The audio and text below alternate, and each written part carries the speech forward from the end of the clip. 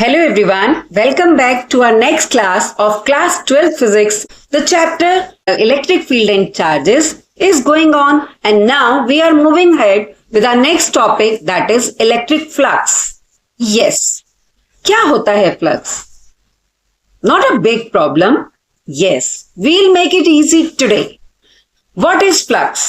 देखिए, कोई भी ऐसी सरफेस जिस पे से गुजरने वाली फील्ड लाइंस, मतलब एक कोई भी ऐसी सरफेस जहां से कितनी फील्ड लाइन क्रॉस कर रही हैं, गुजर रही हैं, total number of electric field lines crossing per unit area is known as electric flux.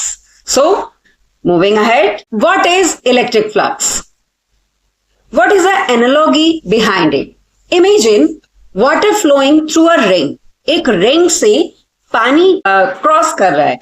वो the volume of water passing through depends on the speed, size of the ring and orientation is electric flux in scientific version. Yes, आपके पास कोई भी एक ring है, ring में से कितना water flow हो रहा है उसके पूरे साइज पर, रिंग के साइज पर, उसके स्पीड, वाटर की जो स्पीड है वो कितनी गुजर रही है, कितना उसमें से गुजर पा रहा है पानी, और उनके ओरिएंटेशन यानी एरिया पर डिपेंड करता है. एंड दिस एनालॉजी यानी जो हमने अभी वाटर की बात की, water is flowing from through the ring, उसी तरह से कोई भी सरफेस से गुजरने वाली electric field lines per unit area is known as electric flux. So the electric flux is the measure of the total number of electric field lines crossing a given area held in this field is known as electric flux.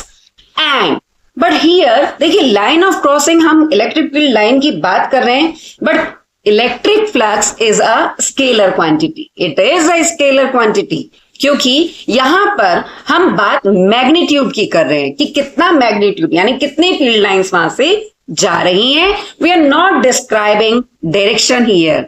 So what is electric flux? Electric flux is number of field line crossing per unit area from any surface is known as electric flux. Before understanding this, we have to understand area vector.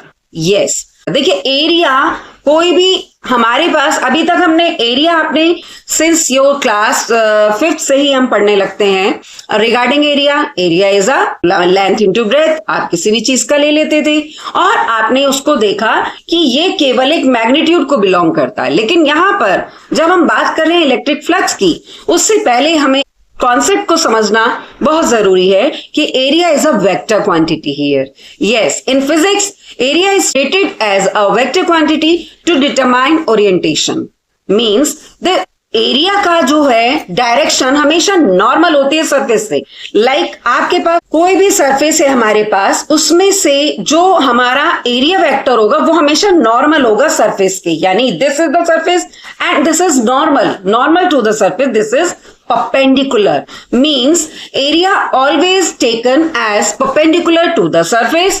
It is closed surface. The area vector conventionally taken as directed to outwards. मतलब ये पूरा कोई close surface है, उसकी direction के इस तरह से आपके पास एरिया वेक्टर होगा, जो कि आप यहाँ फिगर्स में भी देख पा रहे हैं. See the first figure here, n1 cap and n2 cap दोनों ही मतलब इस सरफेस के दो नॉर्मल हुए ना. एक मान लो ये मेरा हाथ है, इस तरह से ऐसे एक एरिया वेक्टर और दूसरी साइड से भी एक एरिया वेक्टर, यानी नॉर्मल दोनों साइड से बन सकता है.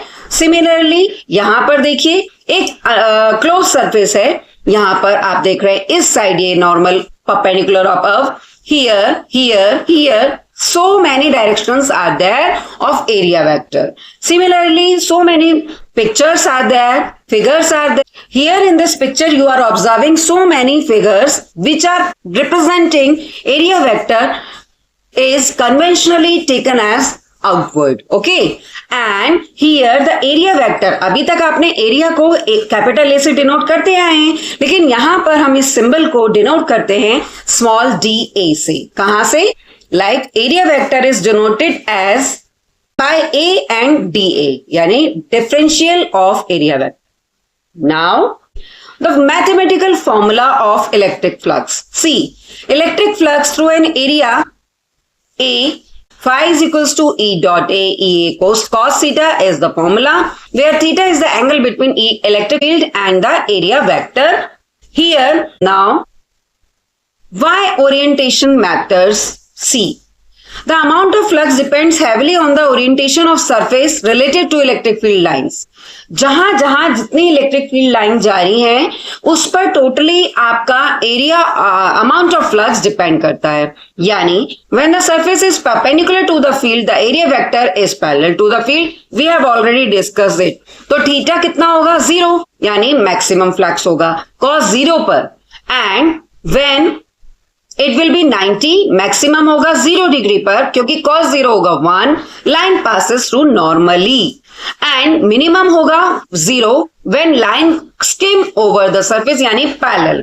तो थीटा होगा 90 डिग्री और 90 पे क्या होता है? 0 cos 90. सो नेगेटिव होगा when line entering the close surface, जब वो अंदर एंटर कर रही है क्लोज सरफेस के, तो माइनस होगा ना.